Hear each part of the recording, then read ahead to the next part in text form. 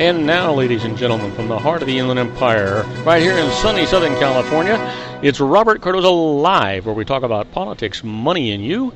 This is the intersection of business and politics. And now here's your host, Robert Cardoza. And welcome aboard. I am Robert Cardoza. You're listening to Robert Cardoza Live on the street at the intersection of business and politics. And boy, I'm telling you, have we got a show for you today. You know what? We actually were going to have Sean LaFave in here for the entire hour, but I'm going to spend the first half hour giving you some more tax tips that we have. Sean has a half hour that he's got to cover, and then he'll be with us at 4 o'clock. But on today's show, we're going to discuss what's in the news. New legislation, the IRS loses, and I'm going to answer your email just like I always do. Our special segment, like I said, is going to be Sean LaFave and I, and we're going to be talking about current events and healthcare on the Geared for Wellness Corner. You don't want to miss it. But before we do that, I want you to know that at 3:03 p.m. Pacific time, it's currently 81 degrees here in the heart of the Inland Empire in sunny Southern California. And let's get right into the news. But you know what? I want to capsulate this for you so we can get a lot of stuff in there, and then we'll get more in depth for you as we go that route. First off, it's the 10 things that you need to know for Tuesday. Your daily look at late breaking news, upcoming events, and the stories that'll be talked about all day today, Tuesday, and tomorrow, Wednesday. First off, House Republicans who urge defense hikes get millions in donations. The 34 GOP lawmakers pressing for an $18 billion military budget increase actually have taken in $10 million in contributions from the defense contractors. And whose campaign spokesman resigns? Well, Ted Cruz tells communications director Rick Tyler to quit for suggesting rival candidate Marco Rubio insulted the Bible. And Kalamazoo suspect admits to shootings. Jason Dalton waives his rights against self-discrimination or incrimination and confesses to the apparently random shootings that left 6 people dead. And the United States and Russia agree on a plan for Syria's truce. The ceasefire is set to begin Saturday, even as questions remain over enforcing and responding to violations of the truce. Well, why Sandy Hook families sue the gunmaker? The families of some victims of the 2012 Newtown massacre say the AR-15 rifle made by Bushmaster Firearms is too lethal to be sold to the public. And some security experts see a risk in the FBI iPhone unlocking plan. Law enforcement wants Apple to write a program to break into one of the San Bernardino attackers' smartphones, but some experts fear such a program could fall into the hands of hackers.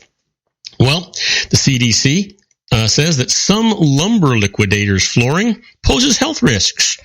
People exposed to certain types of the company's laminate flooring were 3 times more likely to get cancer than the health agency previously predicted. And what study says is rising faster than any time in 2,800 years? Well, climate change is causing global sea levels to rise far beyond the 3-inch historic average, as international teams of scientists actually found this data. Well, meeting Obama gets a 106-year-old woman dancing. Virginia McLaren, an African-American grandmother born in 1909, could not contain her joy upon meeting the president and first lady at the White House reception. And finally, Lady Vol's 31-year run in the Associated Press's top 25 poll ends. Tennessee falls out of the Associated Press's women's basketball poll for the first time since 1985. Yep, that'd be a fact, folks. Well, you know what? Let's talk about some more in-depth news. Cruz and Rubio face critical test in Nevada. Excuse me. Ted Cruz is fighting to keep from spiraling out of contention. Marco Rubio is fighting to prove he can build on his recent momentum. And Donald Trump, with his rivals locked in a battle for second, is fighting for a third straight victory to expand a delegate lead that could soon become insurmountable. Tonight's Nevada caucuses force a critical test on the Republican Party's leading presidential candidates. I think it's the most unpredictable of all the races we've had so far. You go in really knowing less than this about this than any other election, said less than confident Rubio. He says, we'll see. Cruz, a fiery conservative popular among voters on the GOP's right, needs to spark a recovery from one of the weakest moments of his campaign. After denying charges of dishonest tactics for several weeks, the Texas senator yesterday asked for the resignation of a senior aide who spread an inaccurate news report suggesting Rubio had criticized the Bible. That was just days after Cruz finished a disappointing third in South Carolina after spending much of the past 2 weeks defending his integrity. You know what? Where there's smoke, there's fire. Do you really believe that somebody did this to Cruz, or did Cruz order it? Just never really know, do you? Well, here's some news for you from President Obama. Guantanamo Bay undermines security and must be closed. President Barack Obama's plan to close the detention center at Guantanamo Bay, Cuba, slammed into a wall of Republican opposition today, stopping cold Obama's hope for a bipartisan effort to close a chapter that began in the aftermath of the September 11th attacks. The long-awaited proposal, which was requested by Congress, is Obama's last attempt to make good on an unfulfilled campaign promise by persuading Congress to change the law that prohibits moving detainees accused of violent extremist acts to U.S. soil. 14 years after the facility opened and 7 years after Obama took office, the president argued it was finally time to shutter a facility that has sparked persistent legal battles, become a recruitment tool for Islamic militants, and garnered strong opposition from some allies abroad. I don't want to pass this problem on to the next president, whoever it is, Obama said in an appearance at the White House. If we don't do what's required now, I think future generations are going to look back and ask why we failed to act when the right course, the right side of history and justice and our best American traditions was clear. Wow. You know what? I'm not sure I understand why we shouldn't close it, to be honest with you. I just really don't know. Well, let's talk about this. It's an analysis. Despite skepticism, Syrian truce may have a chance. After 5 years of carnage, the Syrian civil war can seem poised to go on indefinitely, but the cessation of hostilities engineered by the United States and Russia may actually stand a chance, in part because of the weakness of the mainstream rebels fighting President Bashar Assad. The so-called Free Syria Army and innumerable other militias roaming the shattered landscape had clearly struggled to even fight Assad to a standoff. But Russia's intervention on his side in September has given him what now appears to be a decisive boost. The rebels have been routed and besieged in a string of key locations in recent months. Dozens of their commanders have been killed. Most critically, pro-Assad forces backed by Russian air power are close to encircling the rebels in their main stronghold of Aleppo, Syria's largest city. The ability to supply it with fighters and weapons from Turkey has almost dried up. Now, don't go away, folks. We've got to go on a short break. When we come back, I want to talk about a news break, and that's Scalia suffered from many health problems, most of which we didn't really know anything about. And I'll discuss those with you right after these brief messages. Do not go away. If you want to increase your client base and sales, then consider this, the Relationship Building Network at RBN. Given the current economic conditions and challenges, we all need to work smarter, make smarter decisions, invest our hard-earned dollars where it'll yield the best return for our investment. Many business professionals claim that the most effective networking group in Orange County is RBN. No other networking group or organization can offer what RBN offers. Make every year your best year. Join RBN and start reaping the benefits today. You know, nearly 3,000 businesses have joined RBN and experienced those benefits. Why join RBN? It's one group. It's one membership. It's no renewals. It's all through Orange County. RBN is a freestyle networking group. No mandatory attendance, no restrictions, no rules, and no penalties. Call them at 949-830-5776 or go to their website at rbninfo.com. That's 949-830-5776. If you've ever dreamed of having your own business to make your life secure, you know Water's Edge Wineries might be just the ticket. In 2004, their founder, Ken Lineberger, created the first winery franchise in California. It was a new concept with all of the functionality of a traditional winery, but without the vineyards. They purchase high-quality grape must from one of the largest winemaking companies in the world. Then they craft each wine carefully and bottle it right at their location. The winery was built to satisfy consumer demand for wine by the bottle and by the glass, but still kept the element of allowing customers to bottle their own custom vintage. Now, they're opening urban wineries across the United States under the brand Water's Edge Wineries. If you've ever dreamed of owning your own winery, it may be in reach right now through Water's Edge Wineries. Just give them a call at 909-468-9463, extension 700. That's Water's Edge Wineries, 909-468-9463. Have you ever found yourself caught between a rock and a hard place? The law offices of Blomberg, Benson & Garrett might be just the answer for you. The attorneys of Blomberg, Benson & Garrett have been serving the Inland Empire since 1989. They're dedicated to the aggressive litigation of civil, criminal, and real estate matters. Over the years, they have recovered tens of millions of dollars for their clients.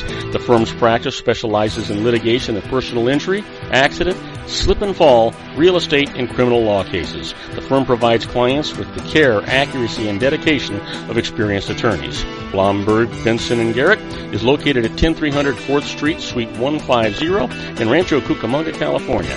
They've been providing the Inland Empire residents with outstanding legal services for over 25 years. They look forward to providing you with aggressive legal representation. Call them at 909-945-5000, where you can talk to a person, not a machine. That's 909-945-5000, the law offices of Blomberg, Benson & Garrett. And now let's get back to our show where we talk about politics, money, and you. And I am Robert Cardoza. You're listening to Robert Cardoza live on the street at the intersection of business and politics. And we're talking news. Yeah. Well, you know what? There's an Associated Press news break. Scalia suffered from many health problems. You know what? Antonin Scalia suffered from coronary artery disease, obesity, and diabetes, among other ailments that probably contributed to the justice's sudden death. According to a letter from the Supreme Court's doctor, Presidio County District Attorney Rod Ponton cited a letter today when he told the Associated Press there was nothing suspicious about the February 13th death of the 79-year-old jurist. He said the long list of health problems made in an autopsy unnecessary. Ponton had a copy of a letter from Rear Admiral Brian P. Monahan, the attending physician for members of Congress and the Supreme Court. The letter was to Presidio County Judge Cinderella Guevara, who conducted a death inquiry by phone and certified Scalia's death. The letter, dated February 16th, said Scalia's many significant medical conditions led to his death, Ponton said. In the letter, Monahan listed more than a half dozen ailments, including sleep apnea, degenerative joint disease, chronic obstructive pulmonary disease, and high blood pressure. Scalia was also a smoker, the letter said. Ponton declined to provide a copy of the letter, saying an open records request must be made to Guevara, who did not respond to a phone message today. The Associated Press filed a records request with the judge last week, but she said did not provide a letter or respond to the reporter's phone message today. The Texas Department of State Health Services has declined to release a copy of the death certificate. Scalia was found dead in his bed at the Cibolo Creek Ranch, not far from the Mexico border, where he had gone on a hunting trip. You know what? I don't understand why the big deal is, releasing the letter, releasing the information. That shouldn't be any big deal. I mean, the guy's gone. Even if there was something disparaging, he's gone. There's nothing to do about it. How about this? Apple, to tell a judge in the California case, Congress must decide. Well, Apple Incorporated will tell a federal judge this week in legal papers that its fight with the FBI over assessing a locked and encrypted iPhone should be kicked to Congress rather than decided by courts, the Associated Press has learned. Apple will also argue that Obama administration's request to help it hack into an iPhone in a terrorism case is improper under an 18th century law, the 1789 All Writs Act, which has been used to compel companies to provide assistance to law enforcement in investigations. A lead attorney for Apple, Theodore Boutraus Jr., previewed for the Associated Press some of the company's upcoming arguments in the case. Apple's chief executive, Tim Cook, has also hinted at the company's courtroom strategy. Apple's efforts would move the contentious policy debate between digital privacy rights and national security interests to Congress, where Apple, one of the world's most respected technology companies, wields considerably more influence. Apple spent nearly $5 million lobbying Congress last year, mostly on tax and copyright issues. Key lawmakers have been openly divided about whether the government's demands in the case go too far. You know what? I'm mixed. I keep hearing more and more things about this Apple deal. First of all, the ability to actually unlock the phone was in the hands of the San Bernardino County, who actually owned the phone. They had the software that they had purchased from Apple and elected not to install it. And because they didn't install it, they couldn't unencrypt the phone. Whose fault is that? And why do we have to place the blame on Apple? And the truth is, how much information do you really think they could get from that phone? And how much danger would it actually put the rest of us in if we allowed them to access that phone? It's not just going to be that phone. Well, McConnell shuts the door on the Senate action on Obama's court pick.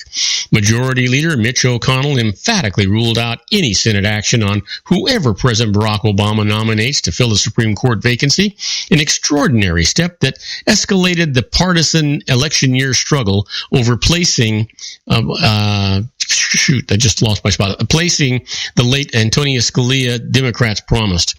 Unremitting pressure on Republicans to back down or face the consequences in November's voting. After winning unanimous public backing from the 11 Republicans on the Senate Judiciary Committee, McConnell told reporters that panel would hold no hearings and ruled out a full Senate vote until the next president offers a nomination. Such steps would defy many decades of precedent that have seen even the most controversial choices questioned publicly by the Judiciary Committee and nearly always sent to the entire chamber for a vote, barring nominees the White House has withdrawn. In short, there will not be action taken, McConnell told the reporters. You know what? It just seems to me the Republican Party continues to step on their own foot and in their own tongue, for that matter. Don't you really think that this is going to be used against the Republican Party, taking this into their own hands, denying the power and the authority and the right and the responsibility of the President of the United States, regardless of who he is? Most certainly, the president has the right to nominate someone, and then, of course, the Senate has the right to vet that person and to do an up-and-down vote. They don't necessarily have to approve them, but they most certainly should go through the motions legally, and that's not what they're doing. Not at all. Well, a man charged in Michigan attacks had no barriers to guns. Wow. That was loud. How about this? A man accused of randomly killing 6 people in Michigan had a personal cache of weapons that included handguns and long guns, but there was nothing in his past that prevented him from... Oh, come on, stop that stuff already. Here we go. There was nothing that prohibited in his past that prevented him from owning as many guns as he could afford. Authorities seized the gun collection after the weekend attacks around the Kalamazoo area. With no criminal history or record of mental illness, Michigan residents who follow requirements can legally acquire any number of firearms. He was a law-abiding citizen up until he pulled the trigger on the first victim, said Johann Southwick, owner of a gun store in Plainwell, 20 miles north of Kalamazoo. There are no laws you could put into place to stop what had actually happened. Well, don't go away, folks, because when we come back, we're going to do the IRS loses. And the first case is a case where the IRS concedes. And, you know, I've said it many times, they only concede when they're pretty doggone sure they can't prevail in court. This is dealing with an IRA rollover deadline that was extended for a widow. And I'll tell you all about it right after these brief messages. Isn't it time to shine the spotlight on your expertise? The Interview, starring you. Here's your chance to capture 5 minutes of fame with The Interview. This isn't just any interview. This is your opportunity to showcase your expertise and position yourself as a trusted expert in a one-on-one video interview hosted by Robert Cardoza, host of the nationally syndicated show Robert Cardoza Live and powered by AHA Studios. What is it? A professionally recorded video for your use. Robert Cardoza interviews you on the set where he records his show. Professional interview showcases your expertise and value, shot in a state-of-the-art studio. And what's in it for you? Gain credibility as an expert, earn the trust of your target market, educate in a way that intrigues your audience, gain a powerful marketing tool that offers dozens of uses, website, video sharing sites, social media, email, DVDs, direct mail, lobby video, resumes, profile building, all that kind of stuff. Association with the nationally syndicated celebrity. That's right. And let's talk about AHA Studios. AHA is a strategic marketing firm that leverages the powerful and visual persuasion to help your business create powerful messages that connect with your target market. AHA ventures way beyond strategy, delivering the marketing collateral you need to start driving a new business through your doors. AHA has a full-service, in-house, state-of-the-art production studio to bring your messages to life using video. Discover how to make The Interview work for you. Call 949-831-2222. That's 949-831-2222. AHA Image Studios Incorporated. Dr. Stephen Tidwell, Gentle Family Dentistry in a caring, personalized environment. Here at Dr. Tidwell's office, we are dedicated to helping you keep your teeth healthy. We are a state-of-the-art dental practice that still believes in traditional values, such as excellent customer service and individual attention. We have a special welcoming offer for you for just $39, a complete exam, personal consultation, professional cleaning, and all necessary x-rays. That's a $266 value for $39. Dr. Tidwell has 2 convenient locations and experienced staff to provide you with professional care and personal attention that you deserve. Call today. Don't delay. A great smile another day. Call 909-944-7308. That's 909-944-7308 for Rancho Cucamonga or San Bernardino. Joel Saltzman is Dr. Wireless. He has turned his considerable expertise into consumer credit risk and wireless security into a highly specialized independent web-based consulting enterprise targeting consumer credit risk analysis and wireless transactional security and monitoring. He works as a wireless analyst, veteran independent agent, and consumer liaison for most wireless telecom carriers and equipment manufacturers. For more than 20 years, corporate and private clients and media audiences have counted on his unvarnished advice while weighing the technology, performance, and cost differences between Sprint, Nextel, AT&T, Verizon, and T-Mobile. Joel specializes in setting up mobile wireless hotspots to be used for disaster preparedness, business continuity, and mobile wireless merchant processing solutions. Call Dr. Wireless at 310-400-4900 or go to his webpage at drwireless.com. Again, call 310-400-4900 or his webpage at drwireless.com. You'll be glad you did. And now, back to our show.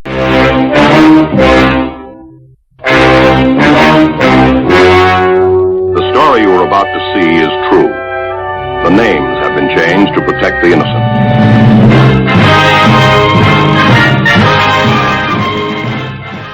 Oh yeah, here we are, my favorite part of the show. The IRS loses. And the first case is a case that the IRS actually conceded. And you heard me say it before we went on our break. They only concede when they're pretty sure they can't prevail in court. And that's what's going on right here. In this case, it's an IRA rollover deadline that was extended for a widow. You'll understand why that should have been the case.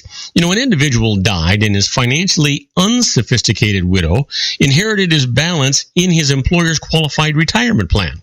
Now, the plan's managers sent her a check for the full amount, but gave her no advice regarding what to do with it, nor any explanation of applicable tax rules, so she put the money in a regular bank account. She didn't learn of the rules for rolling the funds into an IRA until she talked to an accountant after the 60-day rollover deadline had already passed. So the IRS is ruling the widow's failure to make a rollover was due to reasonable cause beyond her control. So the deadline is waived and she can make the rollover. You know what? They couldn't have fought it. They couldn't have won. But the truth is that they didn't even try. They took the right position here. So every once in a while, I guess you can say, they do the right thing. How about this? The IRS loses. A levy is stopped for trying to collect extra tax. Let me tell you about it. Brad Clark reached an installment agreement for his 1999 tax bill, but the IRS added $222 to the bill that it said he owed for 2004. Clark believed he was owed a refund for 2004, so he refused to sign. Because he didn't sign, the IRS moved to levy against him to collect the 1999 tax and kept his 2005 refund to pay for the 2004 tax. Clark protested the levy of the 1999 tax on which he had already been making payments by the terms of an installment agreement. But IRS appeals said that since the levy was not collecting the 2004 tax, it would not consider the 2004 tax bill at all. Clark went to tax court. This is the decision of the judge. Taking the 2005 refund for the unproved 2004 tax bill was clearly improper, so appeals hadn't followed the law. Clark gets a new appeals hearing, and the levy is stopped until that time. Well, I can tell you ultimately what happened was Clark won the appeal. He not only was able to get his attorney fees, but he got interest on that small refund that he had coming to him. Here's one more case for you. The IRS loses. Being in jail does not disqualify a mother for earned income credit. Now, here's the case. Cynthia Rowe lived with her children until the beginning of June, after which she was incarcerated in jail for the rest of the year. She claimed the earned income credit, but the IRS said that she was ineligible for it because she hadn't lived with the children for more than half the year. She protested, went to court. This is what the judge said. Rowe never changed her permanent residence, and her time away from it while incarcerated was only temporary. So she continues to meet the residence requirement and can claim the credit. Now, before you think that's just some small little deal, that was over $5,000 of extra money she was able to get for her and her family, and you can bet they weren't big income earners. That really came in handy. Shame on the IRS. My goodness. She's not hurting the lady, hurting the kids. Well, you heard me talk about being a fly on the wall when the IRS is doing stuff. That's where we're at right now with this segment we call Inside the IRS. It's just a little bit like the Twilight Zone.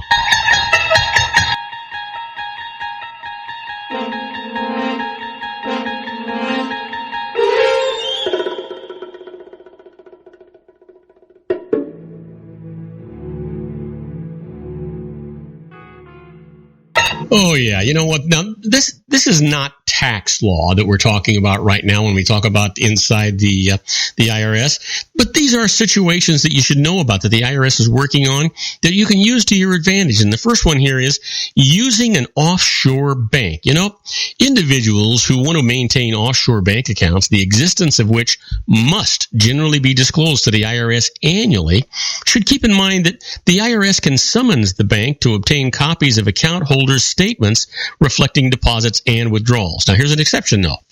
If the offshore bank does not maintain an office in the United States, a motion to quash the summons should be successful. The IRS can enforce a summons in the U.S. District Court only if it can show that the summoned person or entity resides or is found in the court's geographical jurisdiction. So your best bet?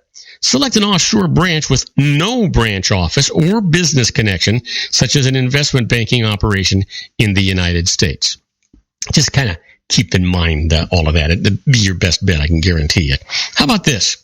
How about when you try to tell the IRS, heads I win, tails you lose? Yeah. Well, here's the deal.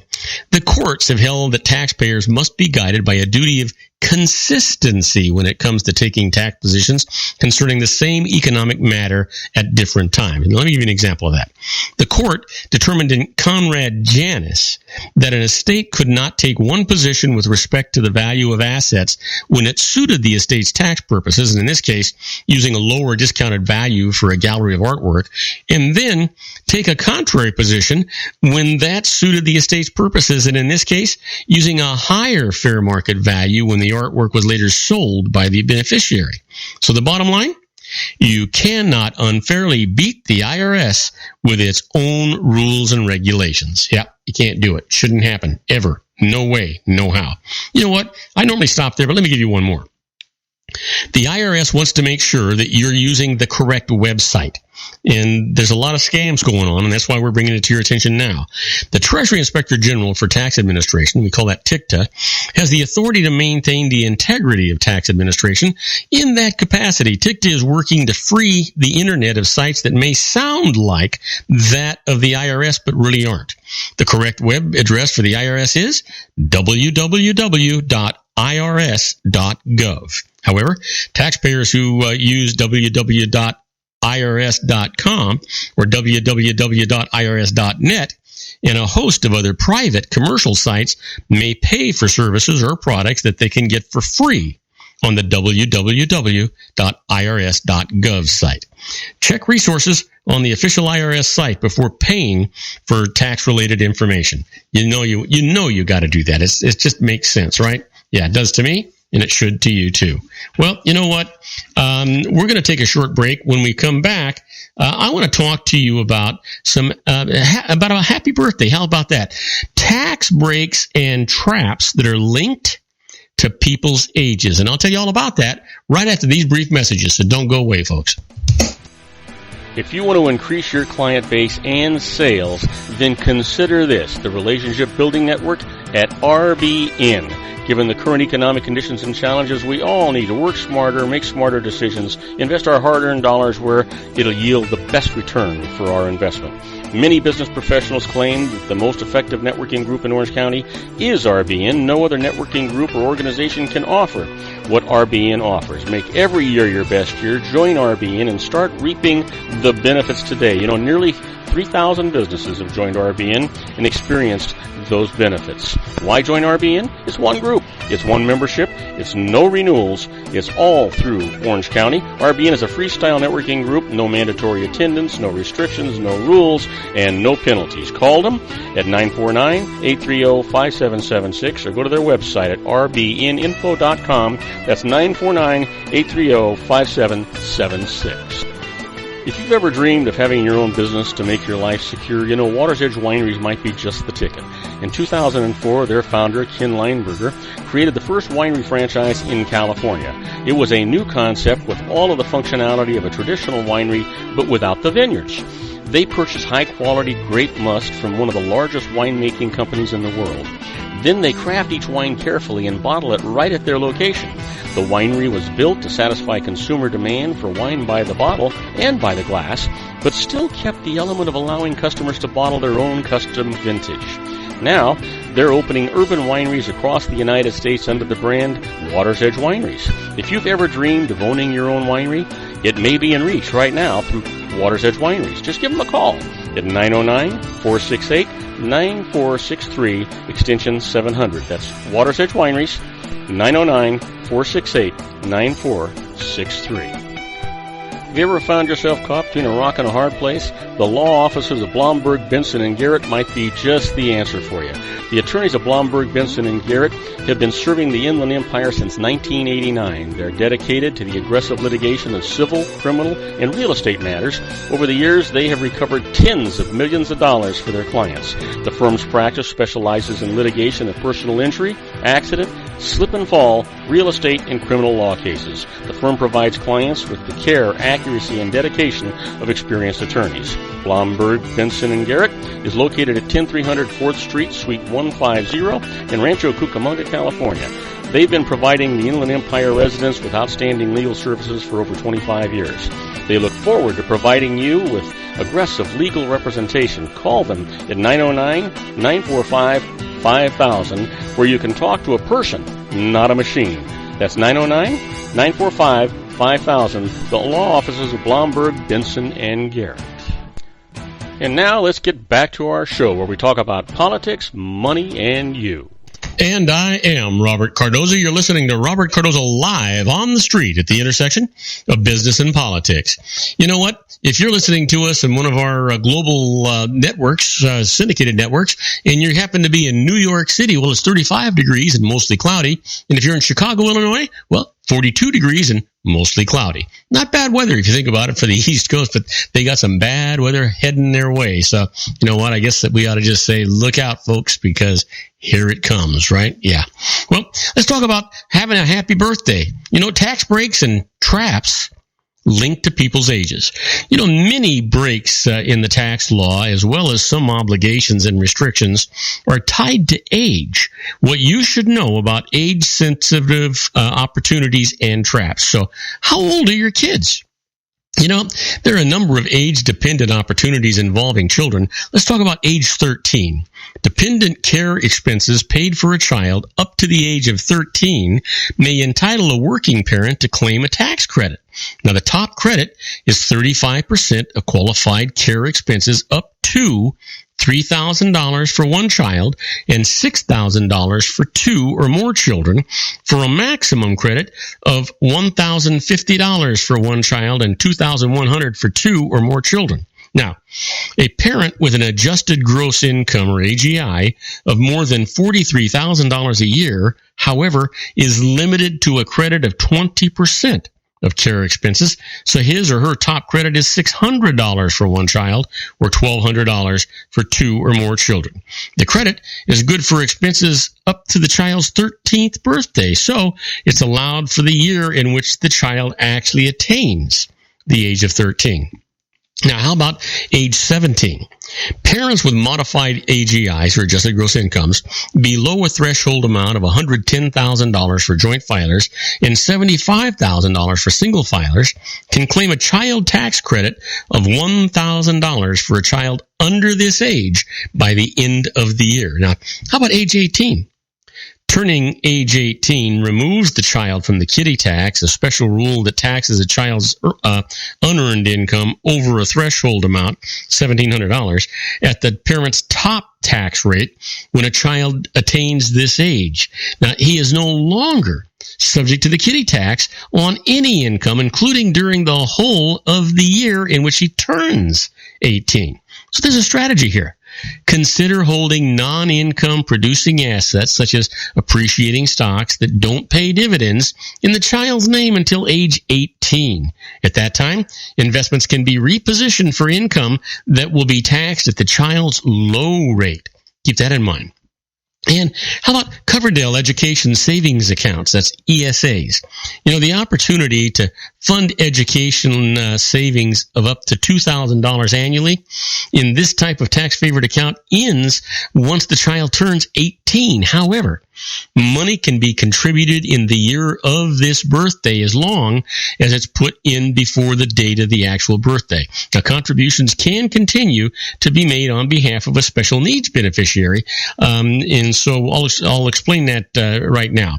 There is no federal age limit for contributing to a 529 college savings plan as opposed to a Coverdell ESA, or Educational Savings Plan, for education savings. However, there are usually age limits set by the state for prepaid 529 tuition plans. Alabama's prepaid tuition plan limits contributions to the plan for those who are no older than the ninth graders. Now, how about ages 19 and 24? Well, parents can claim a dependency exemption of $3,400 for a child without regard to the child's gross income, as long as the child is under the age of 19 or under the age of 24 and a full-time student. The child's age on December 31st is what matters here. Now, adult children age 24 and older qualify as dependents only if their gross incomes are below a set floor of $3,400, and other dependency tests are going to be met. How about age 30? Now, this is an age at which funds in a Coverdell ESA, or educational savings account, become taxable to the beneficiary. Now, the funds must be withdrawn within 30 days of this birthday. However, tax can be avoided by rolling over the funds to a family member who is under the age of 30. Eligible family members include a spouse, a child, a grandchild, a sibling, sibling's child, half and step siblings, in-laws, and spouses of any such family member. And let's talk about that special needs exception that I talked about earlier. The distribution requirement doesn't apply to special needs beneficiaries. A person who, because of a physical, mental, or emotional condition, including a learning disability, requires more time to complete this education. So kind of keep that in mind as you're moving along. How about this? Retirement savings, age 50. Taxpayers who reach age 50 by year end can make additional catch-up contributions to retirement savings plans. And the limits are for IRAs, $1,000. This additional contribution remains at this level and is not adjusted for inflation. 401k plans and similar plans, $5,000 more. This limit may be adjusted for inflation now. And simple plans, that's a SEP employment plan. It's $2,500, and this limit may also be adjusted for inflation. How about this? What happens at age 55 and 59 and a half? Generally, withdrawals from IRAs and qualified retirement plans are subject to a 10% early distribution penalty unless the account owner has attained these ages. First of all, age 55 for withdrawals from qualified retirement plans, that's 401ks and profit-sharing plans, when terminating employment. This exception does not apply to IRAs. And age 59 and a half for withdrawals from any type of plan at any time for any reason. Now, there's an exception to this. There is no age threshold for beneficiaries. Those of any age who inherit benefits are entitled to penalty-free withdrawals. Penalty-free withdrawals are also allowed in other cases, such as disability, military service, or withdrawals taken in a series of substantially equal periodic payments. So for specific rules here, go to IRS publication 575. That's pension and annuity income. All right. Now, how about age 70 and a half? A lot of age limits here, huh? How about those who attain age 70 and a half during the year must commence required minimum distributions, that's RMDs, from IRAs and qualified plans by the end of the year. Now, the failure to take this RMD can result in a hefty 50% penalty of the amount that should have been taken but wasn't. Now, there's some exceptions to this. The first RMD can be postponed until April 1st of the following year. Now, this means that 2 distributions must be taken in that second year, one by April the 1st and the second RMD by December the 31st. Now, for qualified retirement plans, but not IRAs, distributions can be postponed until retirement if the plan allows it. However, this option does not apply to those who own more than 5% of a business. And then finally, there are no RMDs from Roth IRAs for account owners, but beneficiaries must take RMDs even though such withdrawals are not taxable. So kind of keep that in mind. How about other age-related breaks? Health savings accounts, HSAs. Those who attain age 55 by the end of the year can contribute an additional amount to the HSA if they are eligible to make contributions. Now, this means that the person must be covered by a high-deductible health insurance plan. This is a policy with a minimum deductible for self-only coverage of $1,000, or actually it's $1,100 or $2,000 for family coverage. The additional contribution is limited to $800. No, I take it back, $1,000. The additional contribution is $1,000. Long-term care insurance. Those who pay premiums for this coverage can claim a portion of the cost as an added itemized medical expense subject to the 10% of AGI floor. Now, this amount depends on age. So make sure you keep that in mind. The amount, actually, we can go back to 2007. Those age 40 or younger can add $290 to their itemized medical expenses. Those over 40 but not over 50 can add $550. Over 50 but not over 60 can add $1,110. And over 60 but not over 70, $2,950. And those over age 70, $3,680. Now, finally, additional standard deduction. When seniors turn 65, they can claim an added standard deduction each year. So for 2007, the additional amount was $1,300. For those who are unmarried, it's $1,050 per married person. Of course, those who itemize deductions in lieu of claiming the standard deduction do not receive any benefit in this case. Now, take note, those who attain this age by January of this year are treated as being 65 on the last day of the year and can claim that additional standard amount for 2015. Now, do not go away, because I got to tell you, when we come back, I'm going to talk about. It'll help if I get to the right spot. We're going to talk about overlooked write-offs for student loan interest. Yeah, there's a lot of them. Don't go away. I'll tell you about it when we come back. Isn't it time to shine the spotlight on your expertise? The Interview, starring you. Here's your chance to capture 5 minutes of fame with The Interview.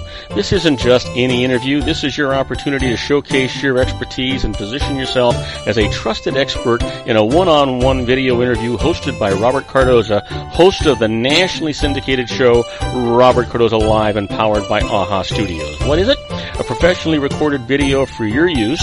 Robert Cardoza interviews you on the set where he records his show.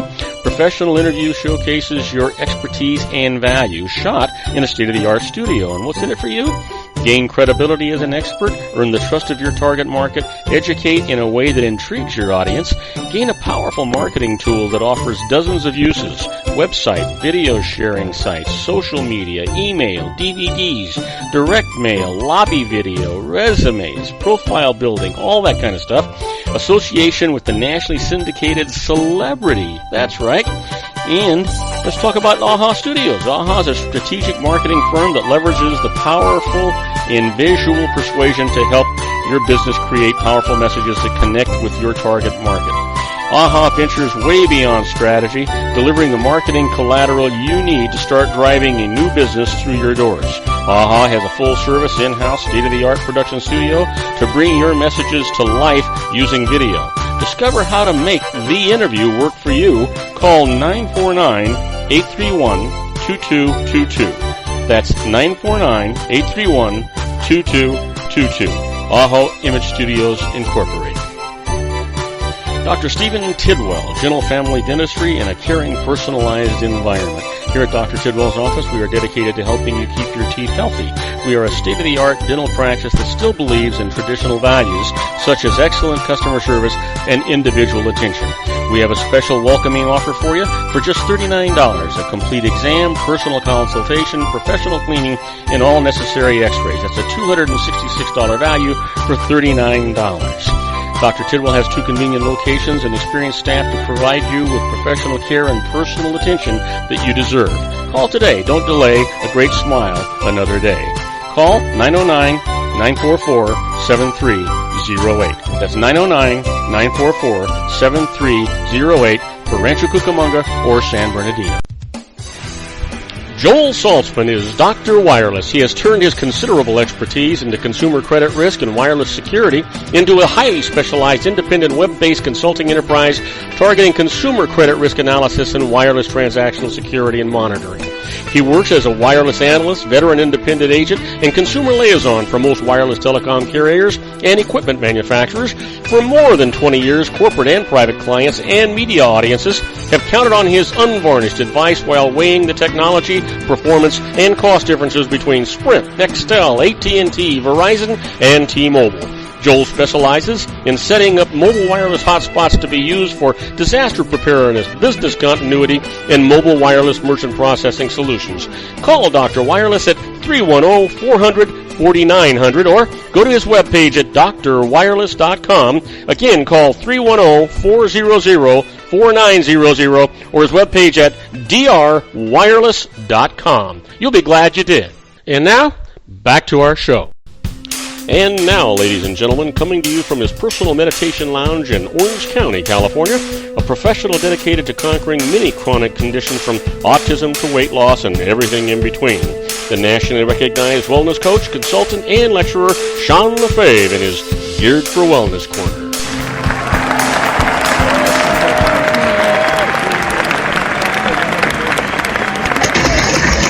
Okay, now before we bring Sean in here, I want to remind you that at 3:50 p.m. Pacific Time, it is currently 81 degrees here in the heart of the Inland Empire in sunny Southern California. Well, that's on its way down to 53 degrees. But if you're listening to us on our global syndicated network and you're in Paris, France, it's 34 degrees and it's clear. And if you're in Rome, Italy, it's 50 degrees and we've got scattered clouds. You know what?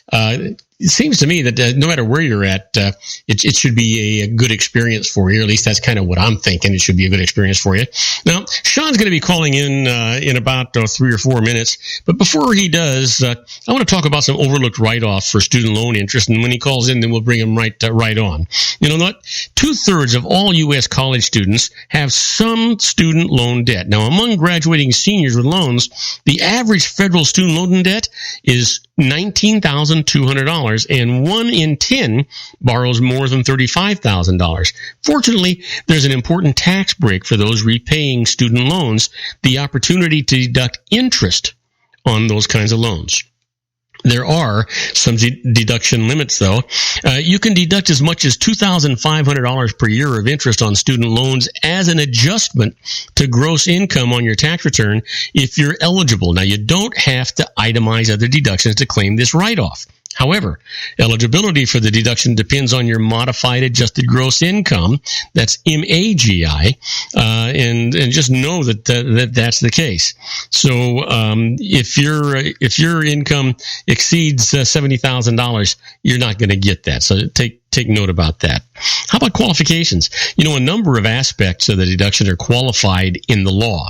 Qualified student loans include those used to pay for higher education expenses for yourself, your spouse, or a person who was in your dependent or would have been but for his or her gross income when the loans were actually taken out.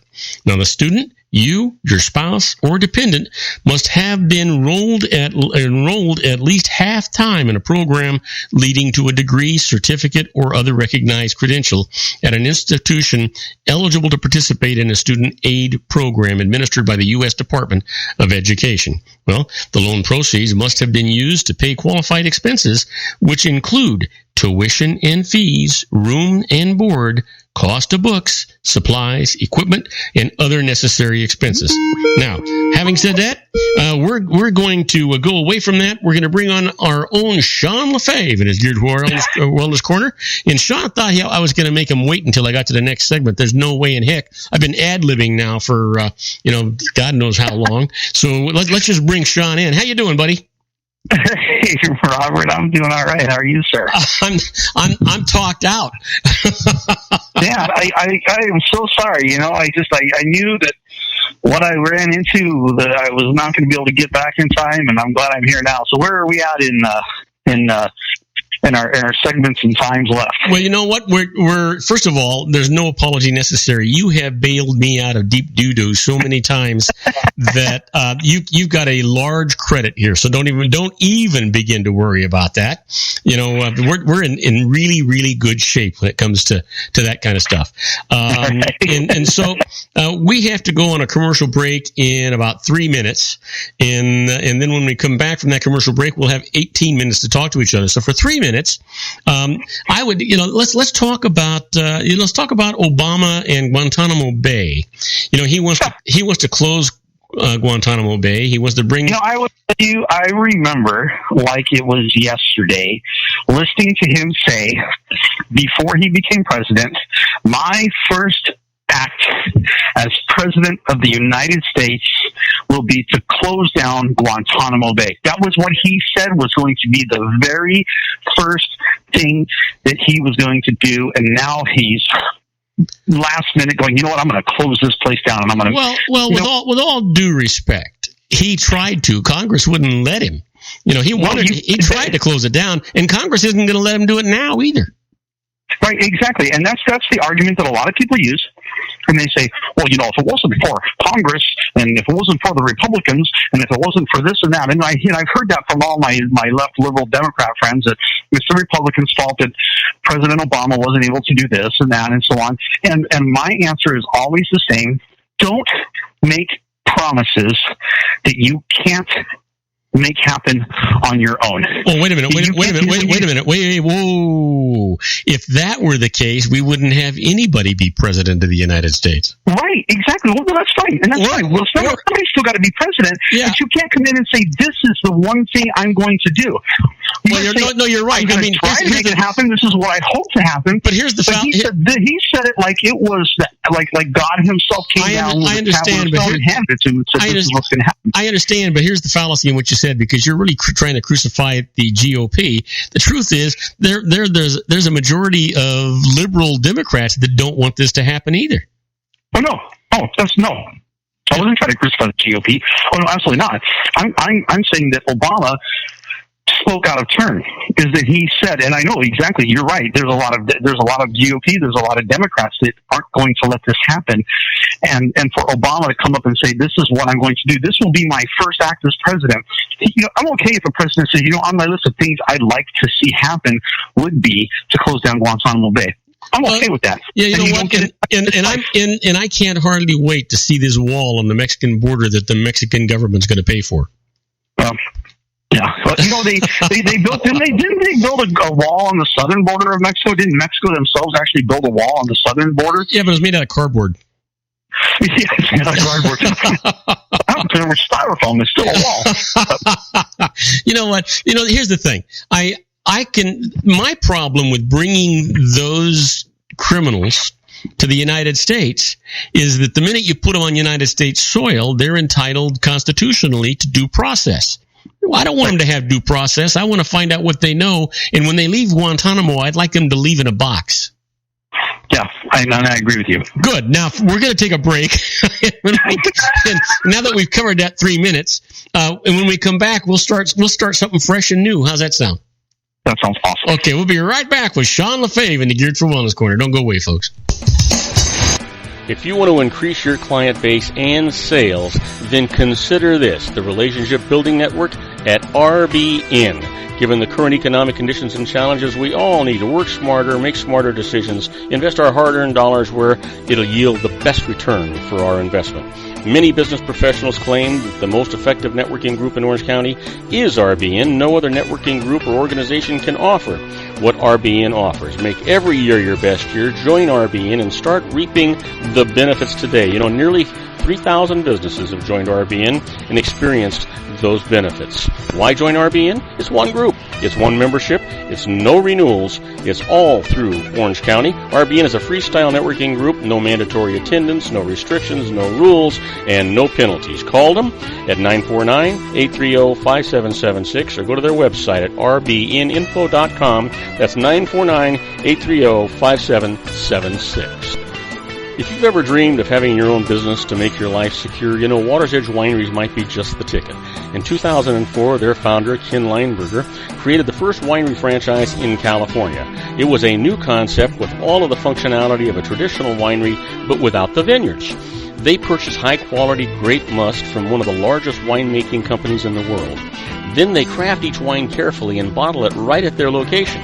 The winery was built to satisfy consumer demand for wine by the bottle and by the glass, but still kept the element of allowing customers to bottle their own custom vintage.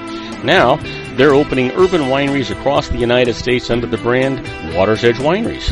If you've ever dreamed of owning your own winery, it may be in reach right now through Water's Edge Wineries. Just give them a call at 909-468-9463, extension 700. That's Water's Edge Wineries, 909-468-9463. Have you ever found yourself caught between a rock and a hard place? The law offices of Blomberg, Benson, and Garrett might be just the answer for you. The attorneys of Blomberg, Benson, and Garrett have been serving the Inland Empire since 1989. They're dedicated to the aggressive litigation of civil, criminal, and real estate matters.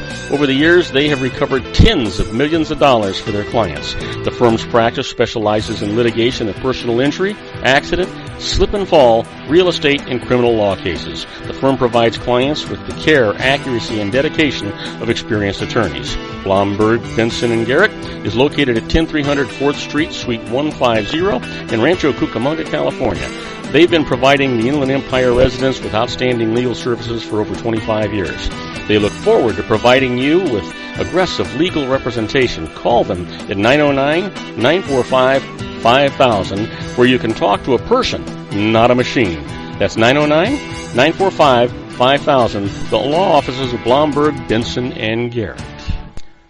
And now let's get back to our show where we talk about politics, money, and you. And now, ladies and gentlemen, coming to you from his personal meditation lounge in Orange County, California, a professional dedicated to conquering many chronic conditions from autism to weight loss and everything in between. The nationally recognized wellness coach, consultant, and lecturer, Sean Lefebvre, in his Geared for Wellness Corner.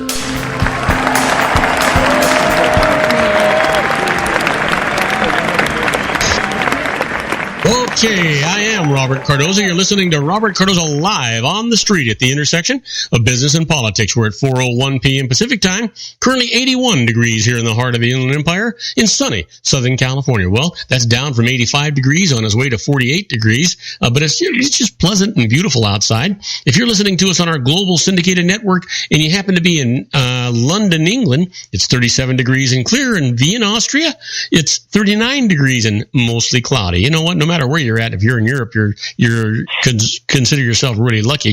But if you're in Torrance, California, what would it be? Not Torrance, I'm sorry. How about Newport Beach?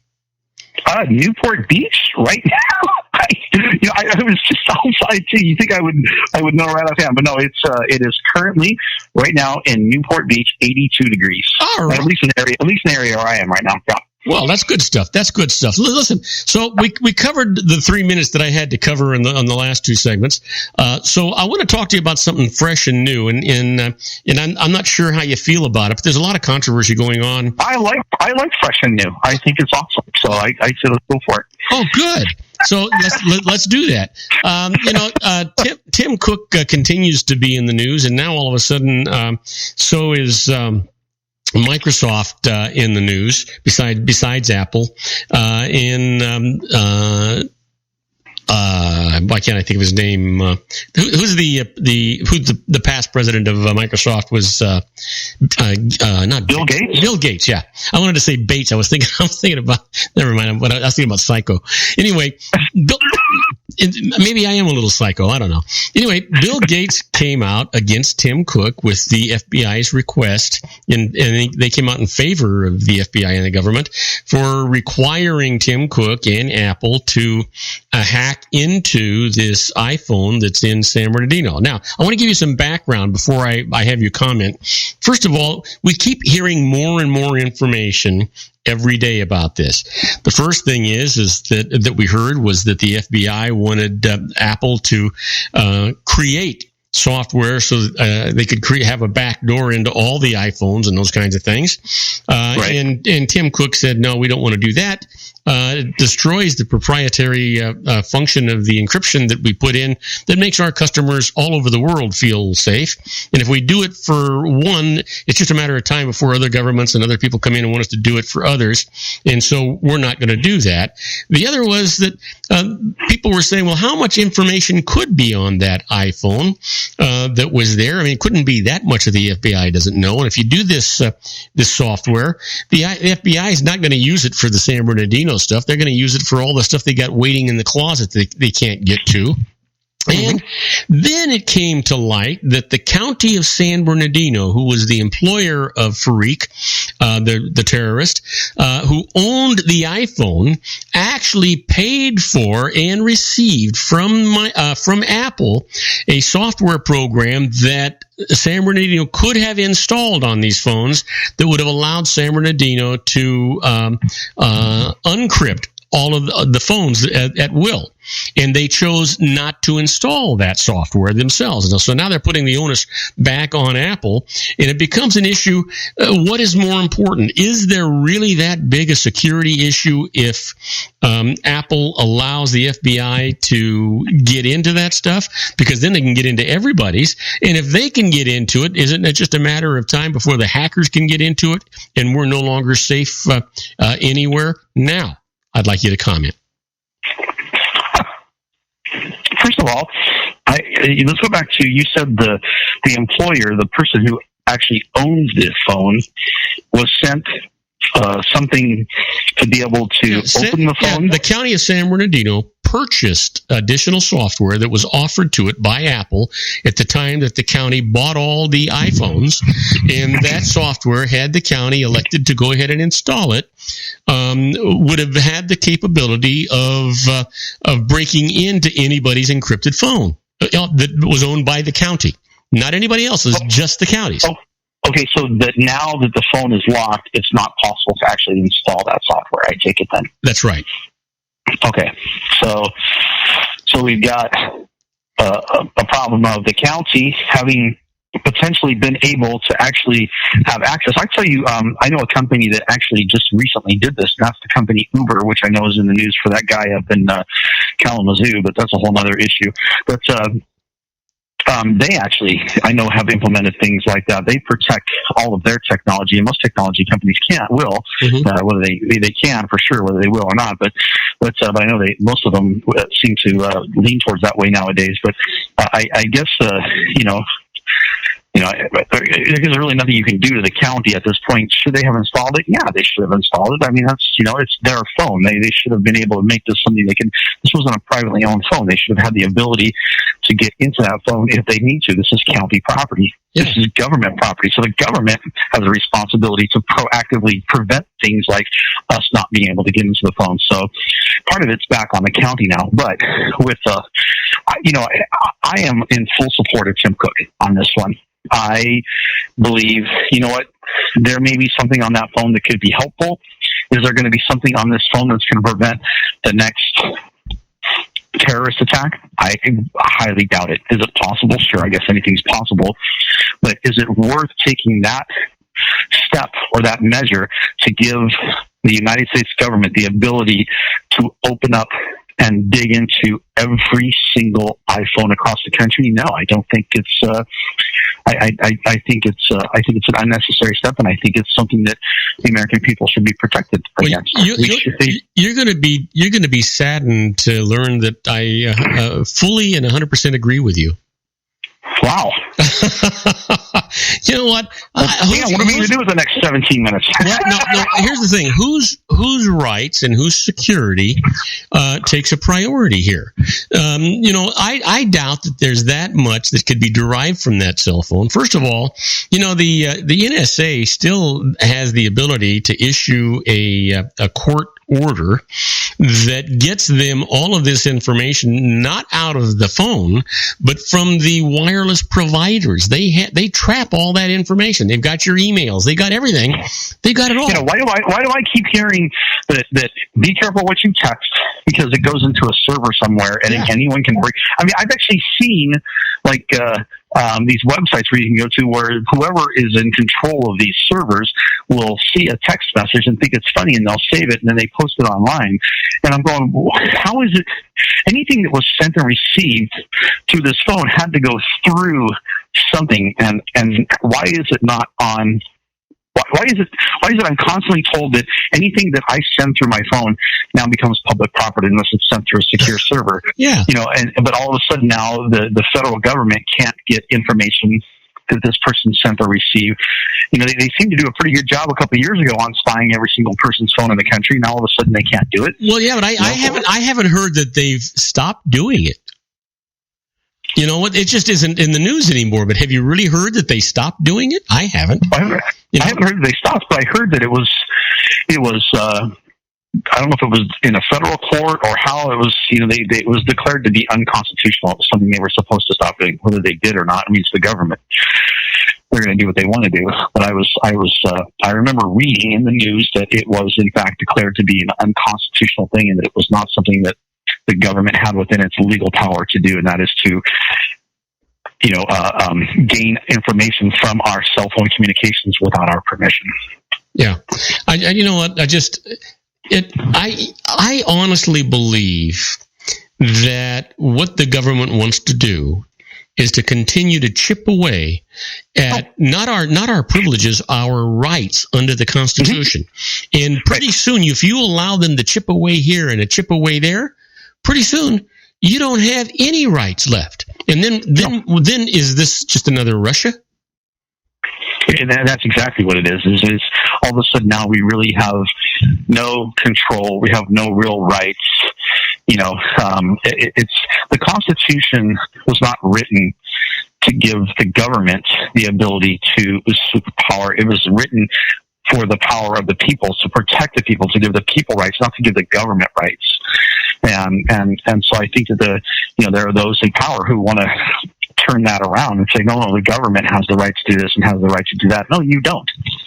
We the people, you have the power that we the people give you. Yes. And if we tell you don't do this, you're really not supposed to. Yeah, you hit the nail right on the head. I thought the government was the people. It's a government of, for, and by the people, right? Maybe not in that order, but that's, And so since when is this a government in opposition to the people that make up the government? Yeah, I think the vast majority of people, I have not talked to a single person who says this is a good idea for them to give over the information or a software program for the government to be able to get into that information. I've not met a single person who thinks that's a good idea. I read an article, I don't know I kind of glanced over real quick, but I think Donald Trump, I don't know, have you seen this? Donald Trump seems to be in favor of Apple actually giving that to the government, which really surprised me. And I don't know if it was a made up article or what, but I just kind of glanced over it. I saw it and I thought that can't be true. I got to come back to it later. And then I never did. Yeah, I haven't seen that. But you know what? I just, regardless of what Trump says, when it comes down to usurping my rights, not my privileges, but my rights as a United States citizen, I don't care if it's Donald Trump or Obama or who it is. Nobody has the right to chip away at my rights. I can tell you, years ago, after the September 11th deal, I was traveling, and they had all of these screenings and all this stuff. And I remember going through the second screening, and this guy saying, "Let me see your ticket." And so I showed him my ticket, and he says, "Where are you going?" I said, "That's really none of your business." And he got ticked at me. Where I was going, this is a free country. I can go anywhere I want, and I don't have to tell anybody where I'm going or how long I'm going to be gone. That's just somebody who I think wants to find my house and break in. Right. Yeah, it's which is the same thing with the iPhone. Right, exactly. It's nobody. So when are they? Do you have an iPhone or do you have an Android? I have an Android, but okay. But if you had an iPhone, and I was a cop, did you know that we actually had David Garrett is with us every Friday. He's an attorney, and we talk about law, and he's talking about the laws that pertain to cell phones. And police officers cannot confiscate your phone and enter into it. It's illegal. It's illegal search and seizure. They can't do it. So why? Yeah, even if it's unlocked. That's right. So why on earth does the FBI think they get to be the exception? And I agree with you. Exactly. Damn. If you agree, what are we going to do for the next 6 minutes? I don't know. It really, the thing is, it really does bring up the question, where do we draw the line? Whereas, if this is a terrorist attack, these are people who have known connections with terrorist organizations in the Middle East. Mm-hmm. Would it be nice? Do I think it would be great if the government had the information on that phone? Yes, I do. But I don't think it should be done at the cost of the government being able to hack into everybody else's iPhone. No, and that's what this software would give them the ability to do, whether they would admit it or not. Yeah. Oh, yeah. Well, no. Well, of course, they told Apple or to Tim Cook, look, we're just going to use it for this one phone. That's the only whatever you have now. Nobody given that much power and then uses it just once and then drops it in the trash can. Yeah. That just doesn't happen. There's nobody that's capable of that. Yeah. And so it would be a horrible tool to pass on. So you know what? Yeah. So we agree on that one. Let's talk about something that we talked about briefly last Thursday. It was last Tuesday or last Thursday. I forget which day it was. And it hit the news today. And there is a mayor who wants space where addicts can inject heroin safely.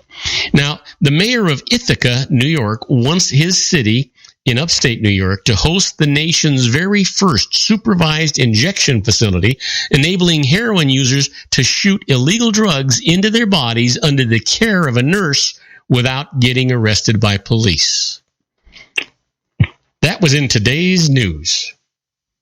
That makes absolutely zero sense. What is the point of that? I don't know. It goes on to say, the son of an addict who abandoned his family, Ithaca Mayor Savante Myrick, that's who's proposing this, is only 28 years old, but knows intimately how destructive drugs can be, as he worked his way from a homeless shelter into the Ivy League at Cornell University and then became Ithaca's youngest mayor 4 years ago. Myrick encountered countless people who never got the help that they needed, and he honestly thinks that by immunizing these heroin addicts and putting them in an area where they can have nurses supervise their use of heroin is the help that they need. I just really can't see the good to come from that. I'm not even sure what to say about that. This guy's 28 years old. Yeah. So I wonder, does that mean that he wants Ithaca, New York, to pay for the heroin since I was going to ask the question. So what do? Do they supply the heroin too, or do the people have to bring their own? It doesn't say. And where do you draw the line? Okay, so great. This guy's, what do you do now that the next person that wants these types of rights is a child molester? Well, we should have a place where they should molest children, and without legal prosecution. Like where do you draw the line? Of course, I took a huge leap there, but I was getting straight to the point. Yeah. No, this is a horrible idea. If something is illegal, well, that you don't set aside an area for them to not get prosecuted from it. The only place they can do it and not get prosecuted is out in the middle of the ocean. So put them on both. I guess. Yeah. Well, that takes us to your favorite guy again, Obama, who says limiting opiate prescriptions won't solve the crisis. President Obama yesterday declined to endorse the boldest proposal from the nation's governors to tackle the heroin crisis, limiting the number of high-powered painkillers doctors can prescribe at a time. So Obama says we should limit it, or are you saying we should not limit it? No, Obama's saying we should limit it. He says a recommendation to limit the number of opioid painkillers that doctors can hand out gained bipartisan support at the National Governors Association's winter meeting over the weekend. But Obama cooled the idea at the meeting with the governors he hosted at the White House yesterday, noting that painkillers are sometimes the only realistic treatment option for people in rural communities. Well, sometimes they may be the only realistic temporary treatment. Right. But, I think that there would be a lot of benefit to limiting them. I mean, this stuff is so available on the black market. I can't remember, is it the Sackler family that built, I believe they've sold, it's been over $10 to $15 billion in OxyContin. And this is a drug that's killed more people than cocaine and heroin together. I mean, literally, this is an industry that is doing more damage than our Central and South American drug cartels are doing. Here, and it's legalized. It's a legal drug, and so there needs to be some form of restriction on it, because it is literally doing more damage than the illegal drugs coming from south of the United States. Well, Obama goes on to say that addiction to heroin and opiate painkillers is killing 78 Americans a day, according to the Centers for Disease Control and Prevention, with addicts often turning from prescription opiates to heroin, which is cheaper and can be easier to obtain. Can you believe that? They can get illegal heroin cheaper than they can prescription drugs? Yeah, sure, because the prescription drugs, they've got government control. Heroin just comes across the border and it's smuggled in, and when you get in the know, you just find a dealer. You find a dealer, you're good to go.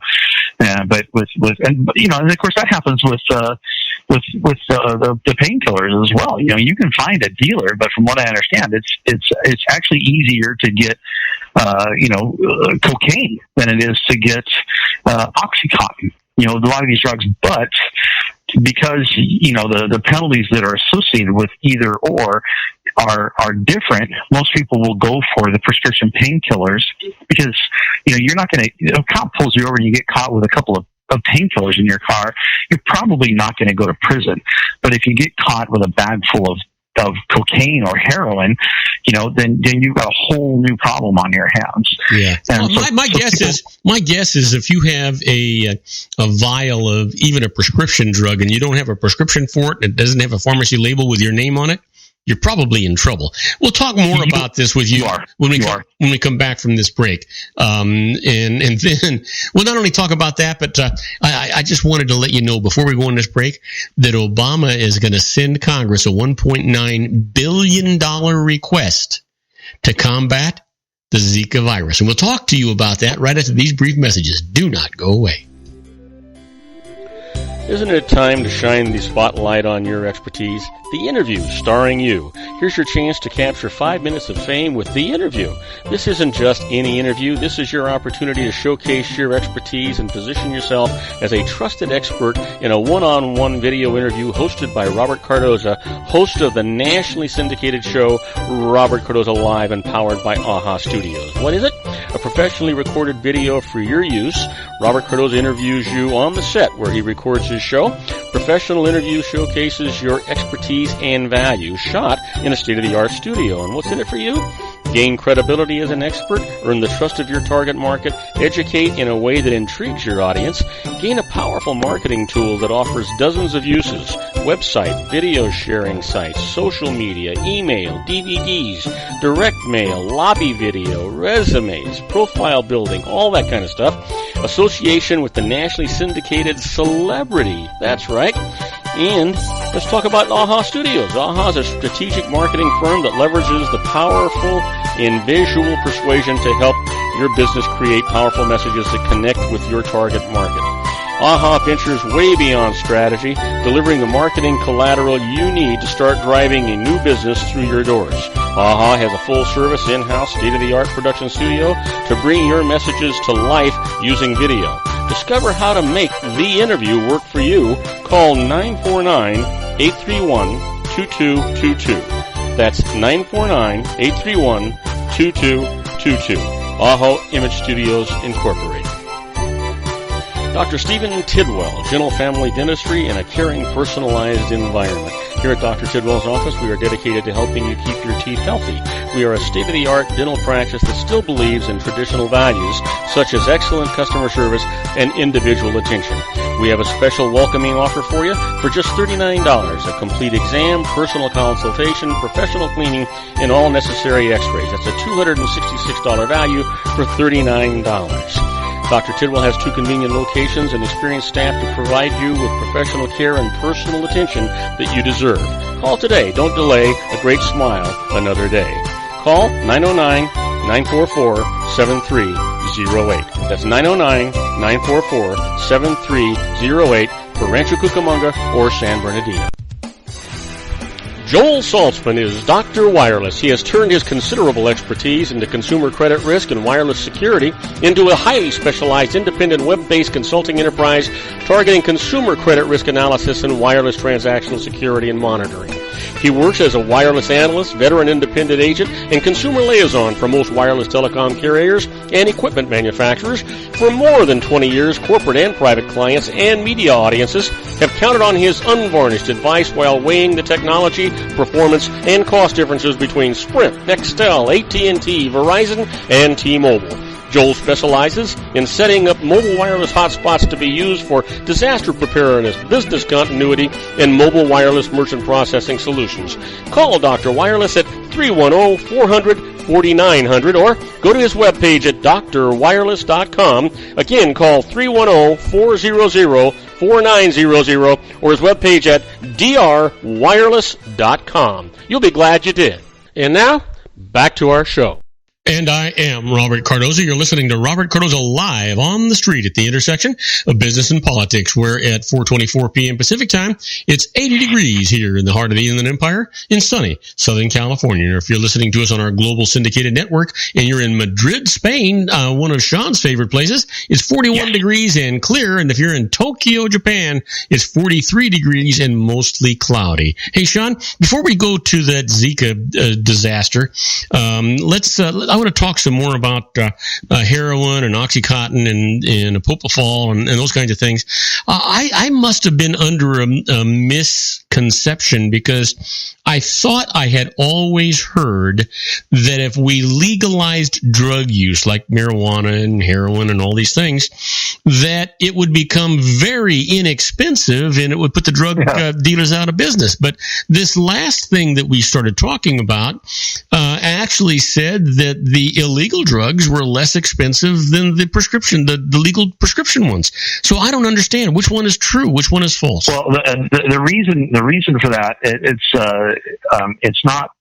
The problem isn't the legalization here. The problem is that the prescription drugs tend to be paid for by a third party, your insurance company. Mm-hmm. People pay into their insurance. Of course, they end up paying for it themselves in the long run because they pay premiums. Mm-hmm. But when someone is required to pay cash of their own pocket, they're going to want the very best price possible. But when they know that someone else is paying that, especially someone who they've already paid money to, the default mode is to go, I expect them to pay for this, and no matter how much it costs, because I deserve it, because this is what I paid for my premiums. And I can tell you, I've even in my clinic, even when it was stuff that wasn't even, we would have modalities or things that would be covered under insurance, and it might be a device that was used for physical rehab or something like that. And there might be one device that was operated manually. You would strap it on and you would manually adjust it. And that did the job. It did the job just fine. The person got the exact same rehabilitation they would from getting a more advanced model, one that would say was electric. You would just push a button, it would auto adjust, and on and on. But that one might cost 4 times as much money. But the patient would always say, "Well, is that one covered by my insurance?" Mm-hmm. If it wasn't, they would go with the cheap model. If it was covered by their insurance, they would want the expensive one. And so that's just human nature. And so the problem is, it's not that we've just legalized drugs and they should get cheaper. The problem is we've legalized drugs in the form of pharmaceutical prescription medication that is now being paid for by our insurance companies. And so the pharmaceutical companies know this, the hospitals know this, the medical clinics, the doctors, everyone knows this. If the pharmaceutical company, if the insurance company is going to pay the tab, you raise the price because they are going to get that money for it. And now what happens is because when there's a higher price paid by the insurance companies, that changes the price that people pay. You can't charge legally a lower price for a cash paying patient than you can for someone whose insurance is paying. So let me ask you this for a second. So much of this sounds so strange to me in that, we hear about Medicare is not profitable for doctors, and Medicare negotiates the price of prescription payouts. And I always thought insurance companies did the same thing. Insurance companies dictate to the doctors how much they'll pay for a certain procedure and what drugs they allow and what drugs they don't allow. I'm a member of Kaiser, and Kaiser has a formulary, and if my doctor wants me to have something that's not on that formulary, I'm not covered. I got to pay full boat for it. That's correct. And it's because, And so go ahead. It's because of negotiations that go on. So are you saying that the insurance companies are not negotiating for the prices of these things? No, they are negotiating, and that's another part of the problem that goes along with that is, the insurance companies are always going to negotiate. So if you make a product and its real street value is $50, you're not going to go to your insurance company and go, we need $50 for this, because they're going to go, well, we don't really think it's worth $50. We've got this team of attorneys, and, we've got these analysts and these chemists, and they really say it's only worth $20. And so then you end up, the negotiation process starts, and you're lucky if you get $25 for it. So what you do is, the thing's worth $50, you tell them, you know what, here it is, we need $200 for it. And they go, whoa, it's not worth $200, and then the negotiations start, and then you get $60 for it. So you win, but so yeah, it's still, the insurance companies are still paying for it. They're not paying as much as you're billing them. In fact, I know a nutrition company. I'm sorry, not a nutrition company. Back off. It's a laboratory testing company that's part of the game that they play, and unfortunately, it's a game that everybody who wants to stay alive in the medical industry has to learn, or in the healthcare industry has to learn how to play. So you go to your patient and you say, hey, I want to run these labs on you, and whatever the labs might be for. And you tell the person, look, if you don't have insurance, here's what I've got to charge you for it. But if you do have insurance, what we can do is we can submit it and through the insurance. And what the insurance, what the lab does is they run the labs. They charge the insurance about like a test that I used to run that was never covered by insurance that now is literally quadrupled in price. And that's not even an exaggeration. Okay. But what they do is, so they charge the insurance company. The insurance company says, okay, we don't want to pay $500 for this. We're going to pay you $200. Well, what the lab does now is they send the other $300. They send a bill to the patient. And you have to tell your patient, because the lab is not allowed to make this, common knowledge. You tell your patient, don't pay the bill. They all freak out. Trust me, don't pay your bill. They get a second bill for $300. Again, don't pay your bill. Just let it go. So that's, first bill comes 30 days later, you get a second bill. 30 days later, when you still haven't paid it, they write it off. And that's the game that this lab company has to play in order to be able to stay successful. Now, sometimes the insurance company will pay the $200 or the $500 instead of, when in reality, it probably costs them, not even $100 to run the lab. But what they're doing is the ones that they write off are overcompensated by the ones that the insurance company actually pays for. So isn't that the major problem with medical care today in the United States? I'm not saying Obamacare. I'm saying medical care in general. Yeah, but the high costs of that are because the drug companies and the equipment companies are just gouging the medical practitioners in the hospitals, and as a result, the medical practitioners in the hospitals, they all want their piece of the pie. They're gouging the insurance companies, and so we're caught between a rock and a hard place. We're the consumer, and we have no control over our care at all. And that's exactly what it is. And it is not an Obamacare issue. This is an issue that's been going on far before Obamacare was ever implemented. And it's one of the reasons, in my opinion, why Obamacare, I knew Obamacare was going to fail because of this. You can't implement a universal health system that is dependent on a bunch of individual private companies. It has to be either 100% the government, or it has to be 100% private, but you can't mix the two, because then that game is still being played, and the private sector is far better than the government sector. The only thing the government sector ever has that they can beat private sector is they can force you to do something. They can say, no, we're going to mandate this, and then you don't have a choice. If they say, they used to do that. You remember back in the day when the government used to put a cap on airline prices. They even controlled how much you would pay for an airplane ticket. It wasn't just healthcare. There was a lot of things the government was involved in at different times. Still involved with the price of milk. Yeah, exactly. And the government pays cotton subsidies to cotton farmers not to grow cotton. Yeah, we pay it to cotton farmers. We pay it to tobacco farmers. Yeah. Believe it or not, it's it's universal. It's not just healthcare. It's all over. But healthcare is unique in the sense that now you've got this third party payer. You pay them money to give you insurance, and then their job is supposedly to pay your bills when you need to be taken care of. But they don't really want to pay those bills because they're a for-profit organization. Mm-hmm. And so it creates that, like you said, we've got everybody is trying to gouge everybody else. And really what's happened in our healthcare system is the end result, the end consumer, the patient, who is supposed to be the reason for the existence of healthcare, really becomes kind of a side thought, a secondary thought, someone who we go, okay, you know what, we're going to take care of you the best we can within these parameters. Not the best that we have the ability to, but the best we can within these parameters, whether it's technology or money or litigation or whatever the case might be. And so we've created a system that's just really not built in the favor of the patient. And that's why we've got a country that spends more money than any other country in healthcare, and we are one of the sickest countries in the world. We are the sickest country of all the modern Western developed nations by far, period. That's a fact that should be embarrassing to us. It should be. It should be absolutely embarrassing. It is. It's shameful is what it is. Yeah. Shameful. You're right. It's shameful. Yeah. Yep.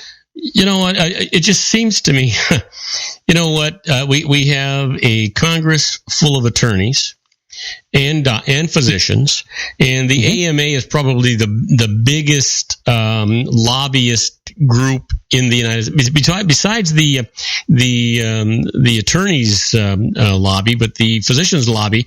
Those are probably the two largest lobbies in the United States. I suppose insurance lobbies too, if you get in there.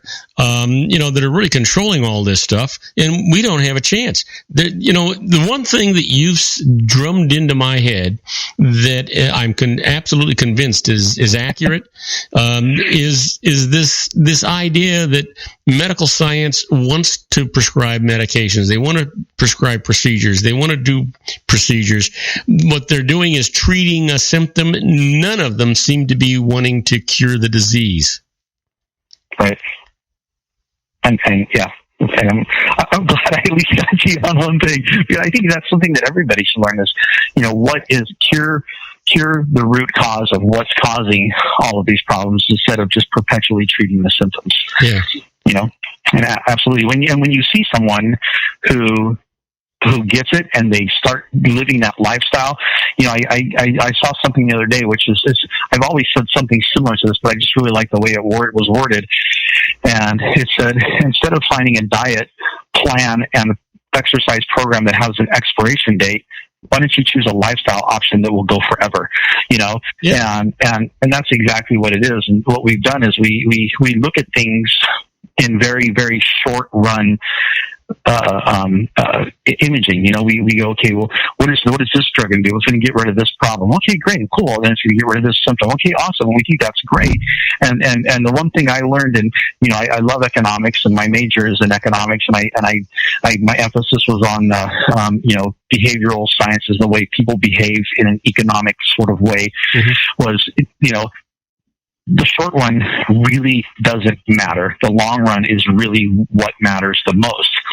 And so in the short run, you can plow through things that may seem uncomfortable, knowing that in the long run, you're going to have a much greater outcome in your life. And so, it's like the person who, there was a study that was done on children, and they took a bunch of children and they put them in a room and they put 5, and I think it was either Skittles or M&Ms in front of them. Mm-hmm.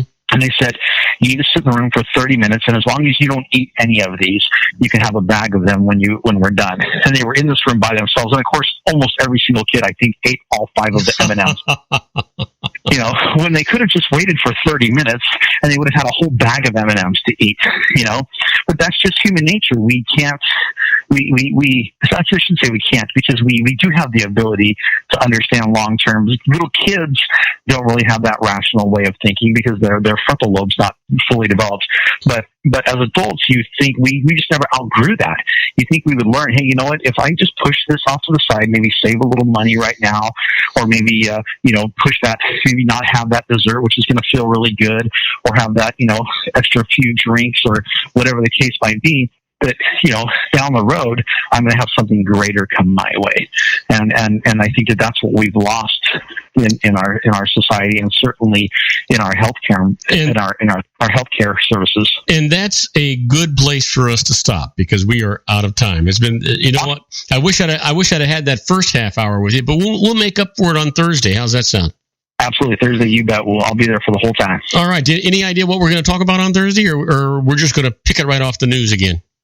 You know what? When I was on my way here, I was like, gosh, I got to talk to Robert about. Remind me Thursday. I want to talk about the dynamic of people. I think the automobile is one of the worst inventions ever, and because of what it's done to us as a society and how it disconnects people from society. Mm-hmm. And I saw that so many examples today alone that it really just kind of hit me hard. And I went, what is wrong with us that when we get in an automobile, we turn into a completely different person?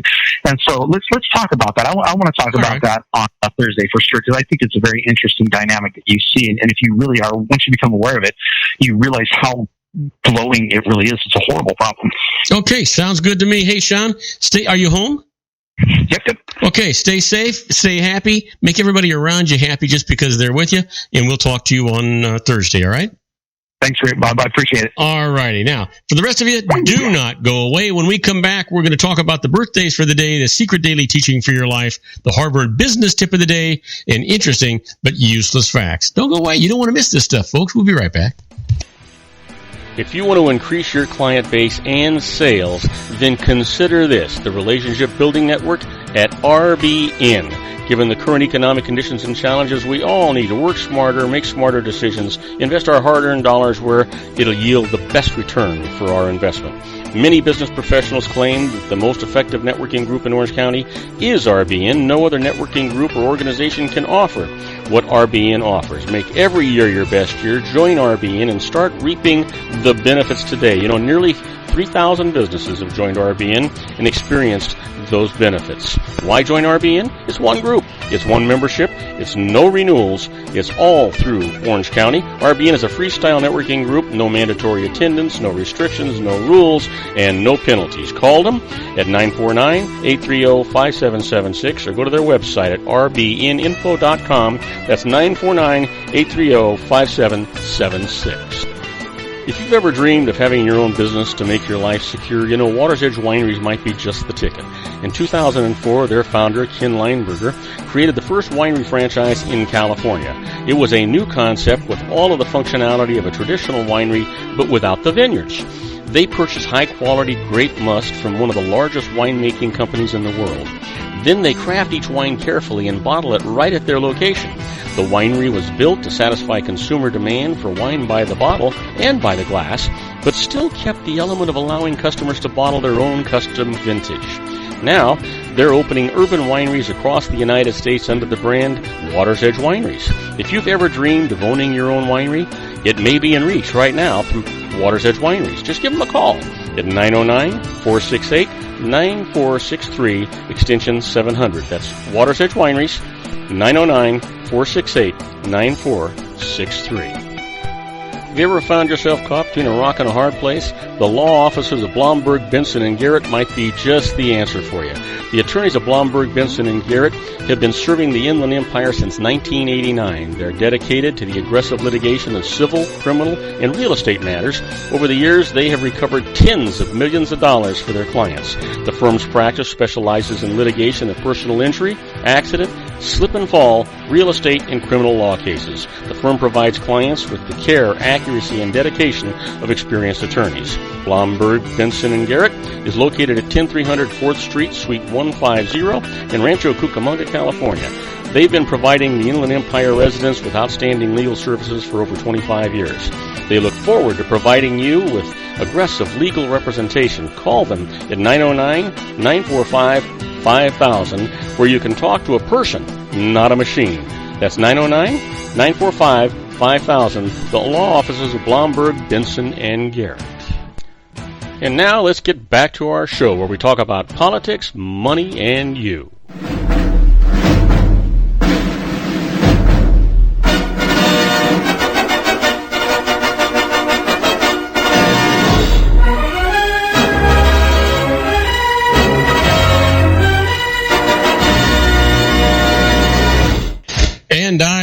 Robert Cardoza. You're listening to Robert Cardoza live on the street at the intersection of business and politics. We're at 4:43 p.m. Pacific time. Currently 80 degrees here in the heart of the Inland Empire in sunny Southern California. And if you're listening to us on our syndicated global network and you're in Sydney, Australia, it's 82 degrees and clear. And if you're in Auckland, New Zealand, it's 73 degrees and clear. But right now, it is time for our Harvard Business Tip of the day. And the management tip today is make more time for your top priorities. You know, sometimes small shifts in how you use your time can make the difference between feeling focused and productive at work and feeling exhausted. Give yourself permission to prioritize what's most important to you, then align your schedule accordingly. For example, put must-do activities on your calendar and relegate would like to do items to a separate list. Block out chunks of time to move ahead on important projects and activities. Try to group meetings together on certain days so that you can have one or more meeting-free days to get work actually done. And close your email and silence your phone, or at least the random alerts, so that you can focus outside of work. Try to have at least half of a weekend day that's unscheduled. Reclaiming some time for yourself can bring more calm and focus to your work routine and your life. Yeah, that's the way you do it. Well, let's talk about the secret daily teaching for your life. And you've heard me say it many, many times.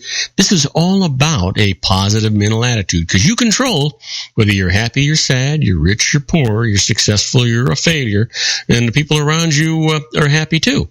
You do it with a positive mental attitude.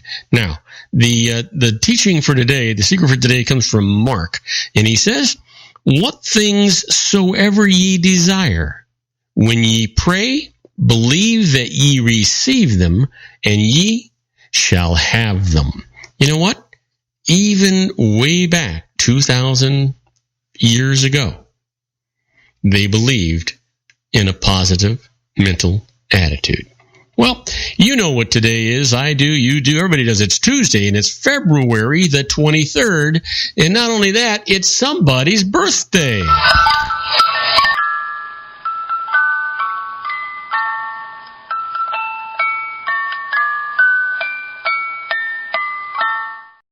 Well, it should have been somebody's birthday, but for some reason, the birthday part of this thing is not coming up.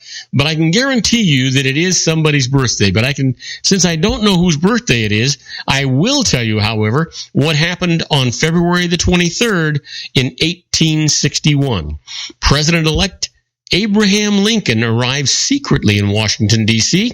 after the thwarting of an alleged assassin plot in Baltimore, Maryland. Yep, that's what happened today in history. And how about in 1883? Well, Alabama becomes the first U.S. state to enact an antitrust law. Wow, that's amazing. And in 1903, Cuba leases Guantanamo Bay to the United States in perpetuity, meaning forever. Well, here we are at 2016. Obama's trying to close the prison in Guantanamo. I don't know if he's trying to close the property, but certainly the prison. Well, the quote for today comes from Samuel Clemens. You know who that is. That's Mark Twain, and he says, "Its name is public opinion. It is held in reverence. It settles everything. Some think it is the voice of God." Public opinion. Yeah. Well, I'll tell you what. It's time for those interesting but useless facts. We've got a number of them, so let's see if we can't get to a few of them before we have to start wrapping things up here. You know, in honor of the original 13 states, the U.S. $1 bill has the following on the back. There are 13 steps on the pyramid. The motto above the pyramid has 13 letters. Annuit queptis. E pluribus unum, written on the ribbon in the eagle's beak, has 13 letters. 13 stars appear over the eagle's head. 13 stripes are on the shield. 13 war arrows are in the eagle's left talon. Did you know that? Interesting. On the $1 bill. Yeah. Well, how about this? It would take 15,840,000 rolls of wallpaper to cover the Great Wall of China. Now, can you imagine somebody taking the time to figure that out and why it's important? Yeah, well, I said, interesting but useless facts, right? That's what we have here. How about this? Ellis Island opened to begin the processing of what would amount to more than 20 million immigrants to the United States in 1892. The Immigration Center was also used as a deportation station and later a Coast Guard station, and then a national park. Ellis Island is now a museum. You ever been there? I have. It's awesome. My grandparents and my wife's grandparents came through Ellis Island to get into the United States, so it holds special memories for us. How about this? Last year, Americans ate more than 8.5 million pounds of tortilla chips on Super Bowl Sunday. Yep, that's a biggie, I think. Anyway, did you know this? High-speed sea travel, it is possible to make machines of navigation, wrote the erudite monk, which need no man to navigate them. So that very large seagoing ships may go along with one man to steer and at a greater speed than if they were full of men working on them. So the speed is because there's nobody on the ship. Go figure. Did you know that elephants communicate in sound waves below the frequency that humans can actually hear? When the elephants are actually talking to each other, you can't hear it. You hear that horn thing, but that's not them talking to each other. Well, let me leave you with this. Did you know the opposite sides of a dice always adds up to 7? Opposite sides always add up to 7. Give that some thought. And while you're thinking about it, do not go away. When we come back, I'm going to answer your emails. First one comes from Aaron Kwan from Carson, California. He's asking about a home refinance, and I'm going to answer that question for you right after these brief messages. Isn't it time to shine the spotlight on your expertise? The Interview, starring you. Here's your chance to capture 5 minutes of fame with The Interview. This isn't just any interview. This is your opportunity to showcase your expertise and position yourself as a trusted expert in a one-on-one video interview hosted by Robert Cardoza, host of the nationally syndicated show Robert Cardoza Live and powered by AHA Studios. What is it? A professionally recorded video for your use. Robert Cardoza interviews you on the set where he records his show. Professional interview showcases your expertise and value, shot in a state-of-the-art studio. And what's in it for you?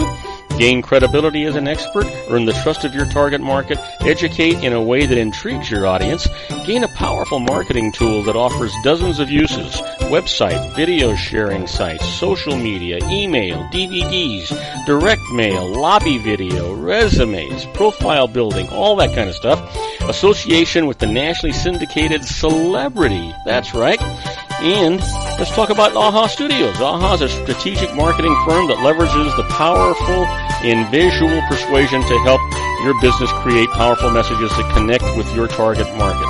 AHA ventures way beyond strategy, delivering the marketing collateral you need to start driving a new business through your doors. AHA has a full-service, in-house, state-of-the-art production studio to bring your messages to life using video. Discover how to make The Interview work for you. Call 949-831-2222. That's 949-831-2222. AHA Image Studios Incorporated. Dr. Stephen Tidwell, Gentle Family Dentistry in a caring, personalized environment. Here at Dr. Tidwell's office, we are dedicated to helping you keep your teeth healthy. We are a state-of-the-art dental practice that still believes in traditional values, such as excellent customer service and individual attention. We have a special welcoming offer for you for just $39, a complete exam, personal consultation, professional cleaning, and all necessary x-rays. That's a $266 value for $39. Dr. Tidwell has 2 convenient locations and experienced staff to provide you with professional care and personal attention that you deserve. Call today. Don't delay. A great smile another day. Call 909-944-7308. That's 909-944-7308 for Rancho Cucamonga or San Bernardino. Joel Saltzman is Dr. Wireless. He has turned his considerable expertise into consumer credit risk and wireless security into a highly specialized independent web-based consulting enterprise targeting consumer credit risk analysis and wireless transactional security and monitoring. He works as a wireless analyst, veteran independent agent, and consumer liaison for most wireless telecom carriers and equipment manufacturers. For more than 20 years, corporate and private clients and media audiences have counted on his unvarnished advice while weighing the technology, performance, and cost differences between Sprint, Nextel, AT&T, Verizon, and T-Mobile. Joel specializes in setting up mobile wireless hotspots to be used for disaster preparedness, business continuity, and mobile wireless merchant processing solutions. Call Dr. Wireless at 310-400-4900 or go to his webpage at drwireless.com. Again, call 310-400-4900 or his webpage at drwireless.com. You'll be glad you did. And now, back to our show. And I am Robert Cardoza. You're listening to Robert Cardoza live on the street at the intersection of business and politics. We're coming down to the wire. I want you to know that at 4:54 p.m. Pacific time, currently 77 degrees here in the heart of the Inland Empire in sunny Southern California. Starting to go down, but if you're listening to us on our global syndicated network and you're in Hong Kong, well, it's 54 degrees with some light rain. And if you're in Lisbon, Portugal, it's 50 degrees and mostly cloudy. Well, let's get to our emails, make sure we can get through them. The first one comes from Aaron Kwan from Carson, California.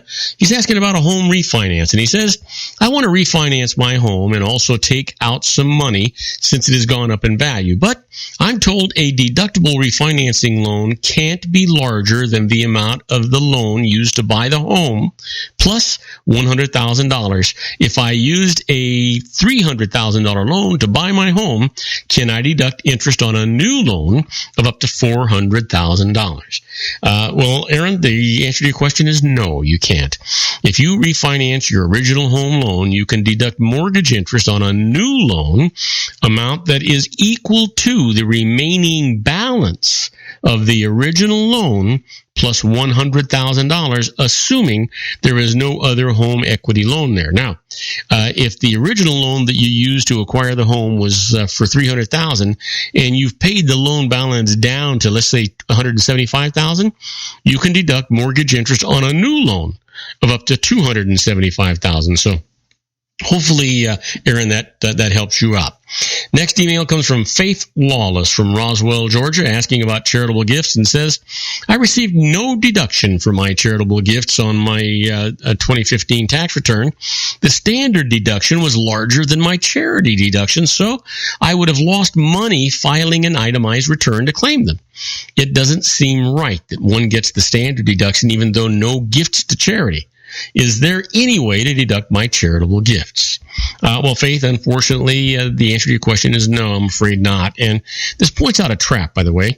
At year-end, many charities solicit deductible contributions, but gifts to charity save taxes only if you file an itemized tax return. And most taxpayers don't. Only about 26% do.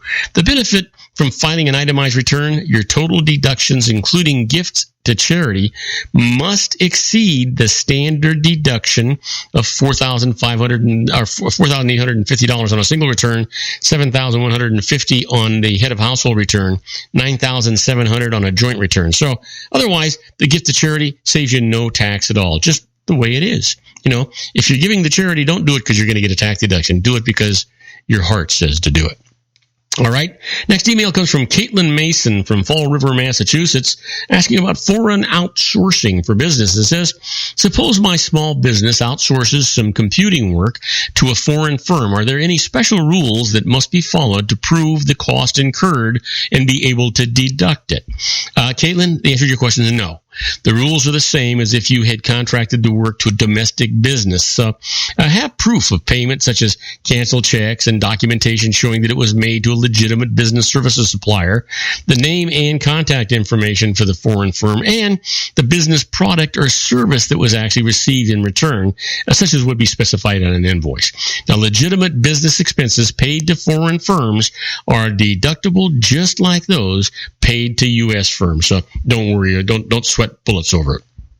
And My last email comes from Alex Menezes from Sanford, Maine, asking about Roth IRS reporting. Says, on my tax return, I see where to report a contribution to a regular IRA, but not a Roth IRA. Am I missing something? How does one report a Roth IRA contribution to the IRS? Well, Alex, you're not missing anything. Annual contributions to a Roth IRA are not deductible and don't affect the tax bill, so they're not reported on the tax return. If you're eligible to make a contribution, you simply make it and keep appropriate records for the account. Now, take note, while a Roth contribution won't affect the tax bill, it may qualify you to take a retirement savings contributions credit that reduces your taxes. Now, to be eligible, adjusted gross income must not exceed $50,000 on a joint return or $25,000 on a single return.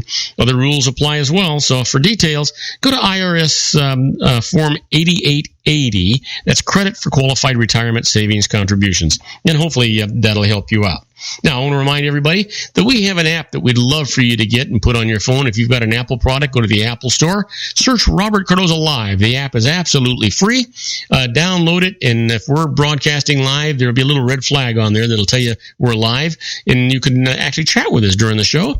Otherwise, all of our archive shows are there, and just hit the little information signal there, and it'll tell you what the show for that segment is all about. Also, if you've got an Android or a Windows product, just go to googleplay.com and do the same search, Robert Cardoza Live. The app is there, and again, it's absolutely free. I'd appreciate it if you'd get it, and I'd appreciate it if you'd tell all your friends about that. Now, on my next show, I'm going to continue my segment on tax tips that we did today, and then we'll have Joel Saltzman, Dr. Wireless, with us. He'll be talking about new wireless technology. He's also going to probably talk about the Apple issues going on with Tim Cook and the FBI. So please tell all your friends about my show here in the RLC Broadcasting Network. I'd appreciate it. We need all the listeners we can get. That's our show for today. Beginning today, treat everyone you meet as if they were going to be dead by midnight. Extend them all the care, kindness, and understanding that you can muster. Your life will never be the same again.